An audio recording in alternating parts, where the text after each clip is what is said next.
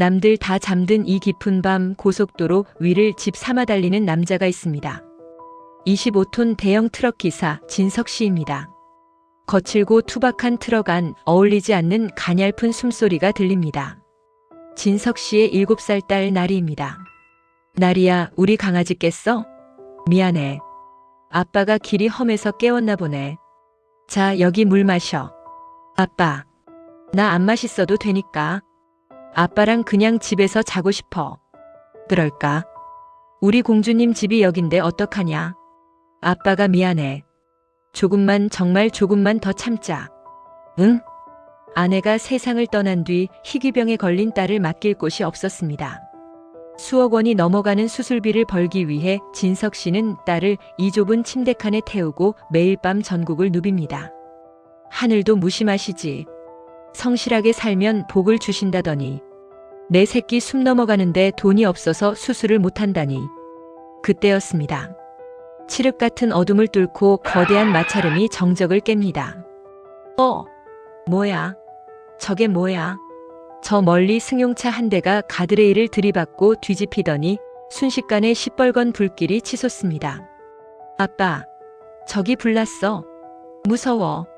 나리야, 차 안에서 절대 나오지 마. 아빠, 금방 올게. 알았지? 절대 나오면 안 돼.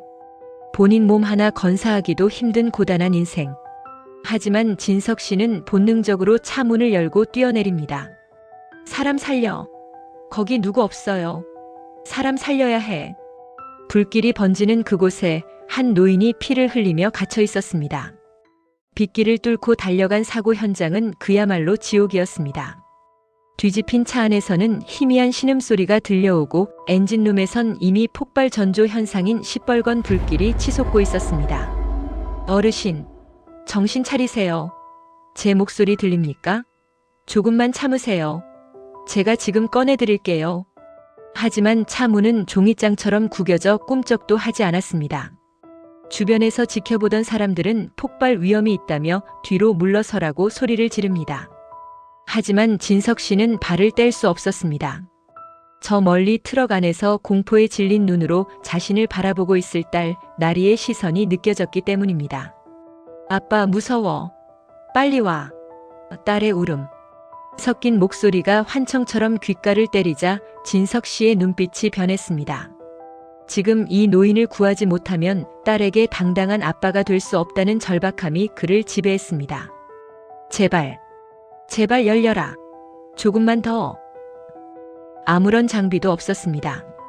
진석 씨는 타오르는 열기에 벌겋게 달아오른 철판을 맨손으로 움켜쥐었습니다.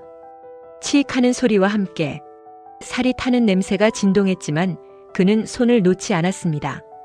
오히려 더 세게 손가락 끝이 으스러질 듯 힘을 주어 문틈을 벌리기 시작했습니다. 끼익, 끄윽, 우드득. 초인적인 힘이 발휘된 순간이었습니다. 비명을 지르며 뜯겨나간 문틈 사이로 진석 씨는 의식을 잃어가는 노인을 끌어올렸습니다. 노인을 어깨에 들쳐업고 불길에서 멀어지자마자 등 뒤로 거대한 폭발음이 고속도로를 뒤흔듭니다. 까맣게 타버린 두 손을 덜덜 떨며 진석 씨가 바닥에 주저앉습니다. 멀리서 요란한 사이렌 소리가 들려오지만 그는 감사의 인사를 들을 여유조차 없습니다. 트럭 안에서 울고 있을 딸을 단 1초라도 빨리 안아줘야 했기 때문입니다. 어르신, 곧 구급차 올 겁니다. 전 가봐야 해요. 우리 애가 혼자 기다리고 있어서요. 진석 씨는 피투성이가 된 손으로 다시 트럭 핸들을 잡았습니다. 그가 목숨 걸고 살려낸 이 노인이 자신의 딸을 살릴 수 있는 유일한 희망이라는 사실은 꿈에도 모른 채 말입니다. 사고가 있은 지 열흘 뒤 진석 씨의 손에 감긴 붕대는 너덜너덜해졌지만 마음의 상처는 더 깊게 골마 터지고 있었습니다. 그날 밤 트럭 안에서 아빠를 기다리며 극한의 공포를 견뎠던 나리의 심장이 결국 한계를 맞이한 겁니다. 선생님, 돈은 어떻게든 구하겠습니다. 제발 수술만 먼저 잡게 해주세요. 죄송합니다. 이건 돈만 있다고 되는 게 아닙니다. 이미 수백 명의 대기자가 밀려 있어서 지금 신청해도 최소 2년은 기다려야 합니다. 2년이라니. 우리 나리는 당장 내일도 장담 못하는데. 진석 씨는 병원 복도 차가운 의자에 주저앉아 피눈물을 쏟았습니다. 목숨 걸고 남을 구했는데 정작 내 자식은 차례에 밀려 죽어가야 하는 현실. 무능한 아빠라는 죄책감이 칼날처럼 가슴을 후벼 팝니다. 나리야, 아빠가 미안해. 정말 미안해. 그때였습니다. 굳게 닫혀있던 VIP 병동의 문이 열리며 소란스러운 발소리가 들려옵니다. 수십 명의 의료진이 휠체어에 앉은 한 노인을 호위하며 나오고 있었습니다. 비록 환자복 차림이었지만 노인의 눈빛만큼은 형형하게 빛나고 있었습니다. 고개를 숙인 채 행렬을 피하던 진석 씨의 낡은 운동화 앞에서 휠체어가 멈췄습니다. 노인이 떨리는 손으로 진석 씨의 붕대 감긴 손목을 붙잡았습니다. 자네, 그때 그 사람 맞지? 내 차 문을 맨손으로 뜯어냈던. 진석 씨가 멍하니 고개를 들자 노인이 곁에 있던 병원장을 매섭게 바라봅니다. 이 친구가 여기서 왜 울고 있는 건가? 아, 따님의 상태가 위중한데 수술 순서가 너무 뒤쪽이라.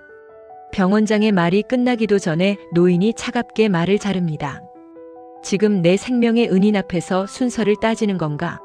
당장 미국 본원에 연락해. 내 기부금으로 돌아가는 병원이야. 오늘 당장 이 아이를 내 전용기에 태운다. 모든 일정을 취소하고 이 아이부터 살려. 나리를 실은 전용기가 차가운 밤하늘을 가르며 날아오릅니다. 태평양 상공을 가르는 11시간의 비행. 누군가에겐 설레는 여행길이지만 진석 씨에게는 1분 1초가 칼날 위를 걷는 사투의 시간이었습니다. 삐. 정적을 깨는 날카로운 경고음. 기류 변화로 기체가 크게 흔들리자 나리의 심박수가 급격히 떨어지기 시작합니다. 진석 씨는 무너져 내리는 가슴을 부여잡고 딸의 차가운 손을 맞잡았습니다. 나리야. 안 돼, 나리야. 아빠 목소리 들리지? 조금만 더 견뎌줘. 그때 본인도 산소 호흡기에 의지하고 있던 구 박사가 비틀거리며 휠체어에서 일어났습니다. 의료진이 만류했지만 그는 떨리는 손으로 나리의 가슴에 청진기를 댔습니다. 나를 살린 손이 지키려던 아이다. 절대로 이대로 보내지 않아.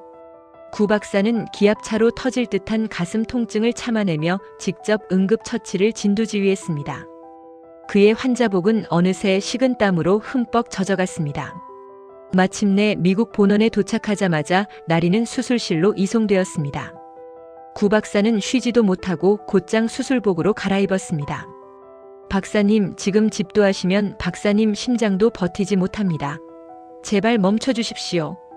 병원 관계자들이 앞을 막아섰지만 구 박사는 단호하게 메스를 들었습니다. 불길 속에서 나를 끌어내던 그 사내의 눈빛을 보았나? 그 사람은 자기 목숨을 걸고 나를 구했어. 그런데 내가 내 몸 좀 사리겠다고 이 아이를 포기해? 12시간의 대수술. 백발이 성성한 노 교수의 이마에서 흐르는 땀을 간호사들이 연신 닦아냈습니다. 수술 도중 구 박사의 손이 미세하게 떨릴 때마다 수술실 안에는 정적이 흘렀지만 그는 이를 악물며 다시 집중했습니다. 자신의 생명을 연장해준 그 기적의 손에 보답하기 위해 그는 자신의 생명 에너지를 메스 끝에 쏟아부었습니다. 마침내 수술실의 빨간 불이 꺼졌습니다. 문이 열리고 휠체어에 실려 나오는 구 박사의 모습은 금방이라도 쓰러질 듯 위태로웠습니다. 하지만 진석 씨와 눈이 마주친 순간 그는 희미하지만 세상에서 가장 인자한 미소를 지어 보였습니다. 성공일세. 이제 나리는 아빠 품에서 마음껏 뛰어놀 수 있을 거야. 진석 씨는 그 자리에 엎드려 차가운 병원 바닥을 적시며 통곡했습니다. 정직하게 살아온 삶이 비로소 세상에서 가장 아름다운 기적으로 되돌아온 순간이었습니다. 나리의 수술이 성공하고 1년 뒤 햇살 가득한 숲속 목조.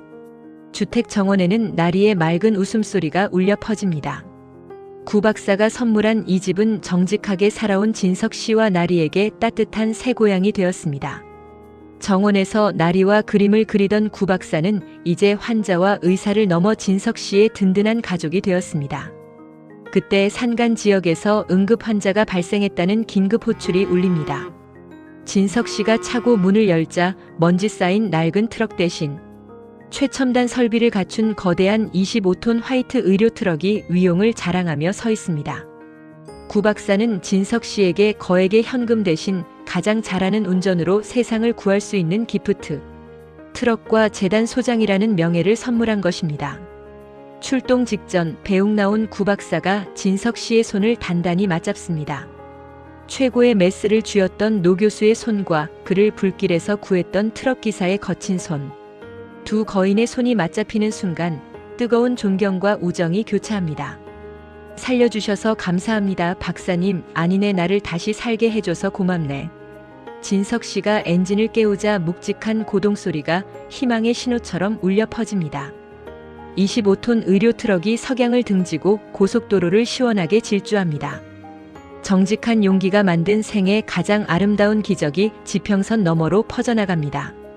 당신의 정직한 용기가 누군가에게는 기적이 됩니다. 착하게 살면 손해만 본다고 생각하시나요? 아닙니다. 진심은 반드시 통합니다. 오늘 이야기가 가슴 따뜻하셨다면 좋아요와 구독으로 영웅들의 여정을 응원해주세요. 여러분의 응원이 이 세상에 또 다른 기적을 만듭니다. 시청해주셔서 감사합니다.